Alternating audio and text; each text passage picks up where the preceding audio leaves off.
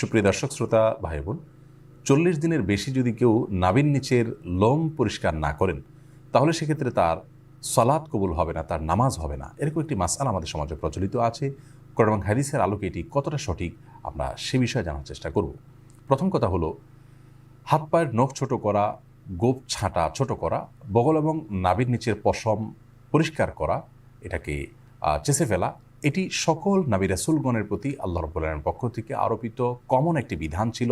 সকল নবী রাসূলগণের কমন একটি সুন্নাহ ছিল, যে সুন্নাহ সকল নবী রাসূলদের জন্য প্রযোজ্য ছিল। একজন ইমানদারের জন্য সেটি অবশ্যই অনেক বেশি গুরুত্বপূর্ণ। আনাস ইবনে মালিক রাদিয়াল্লাহু তাআলা আনহু একটি হাদিস বর্ণনা করেছেন, যেটি সহিহ মুসলিমে বর্ণিত হয়েছে, সুনান নাসাঈ এবং মুসনাদ আহমদ সহ বিভিন্ন হাদিস কিতাবে বর্ণিত হয়েছে। সেখানে তিনি বলেছেন যে রাসূল আকরাম সাল্লাল্লাহু আলাইহি ওয়াসাল্লাম আমাদেরকে এই কাজগুলো করবার জন্য, অর্থাৎ হাত পায়ের নখ ছোট করা, গোপ ছোট করা, বগল এবং নাভির নিচের পশম পরিষ্কার করা, চাঁচা, এই কাজের জন্য তিনি আমাদেরকে সময়সীমা নির্ধারণ করে দিয়েছেন 40 দিন। অর্থাৎ 40 দিন পর্যন্ত কেউ যদি বিলম্ব করেন তাহলে সেটি জায়েজ আছে। যদিও এত বেশি বিলম্ব না করে প্রতি সপ্তাহে একবার পরিচ্ছন্ন করতে পারে, সেটি উত্তম ভালো কাজ। যত বেশি পরিষ্কার রাখা যায় এগুলো ততই ভালো। কিন্তু যদি কেউ বিলম্ব করতে চান তাহলে সেক্ষেত্রে তিনি এগুলো না চেষে না কেটে সর্বোচ্চ 40 দিন পর্যন্ত থাকতে পারবেন। 40 দিনের পর যদি তিনি না কেটে থাকেন তাহলে সেটি তার জন্য গুনাহের কারণ হবে। সে কারণে তিনি আল্লাহর কাছে পাপী হিসাবে বিবেচিত হবেন।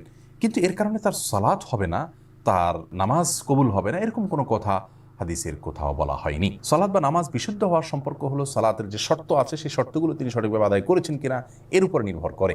যার কারণে সালাতের শর্ত যদি সঠিকভাবে আদায় করে থাকেন, ফরজগুলো সঠিকভাবে আদায় করে থাকেন, তাহলে সালাত বিশুদ্ধ হবে। যদিও তার নাভির নিচের লোম তিনি অপরিষ্কার রাখেন, নখ বড় রাখেন, এগুলো করা সত্ত্বেও তার সালাত আদায় হয়ে যাবে। কিন্তু এগুলোকে তিনি বড় রাখবার কারণে, ছোট না করার কারণে, সময়মতো না চাষবার কারণে, 40 দিনে বেশি অপরিচ্ছন্ন রাখবার কারণে তিনি একটি গুনাহে লিপ্ত হলেন, সেটি সম্পূর্ণ ভিন্ন বিষয়।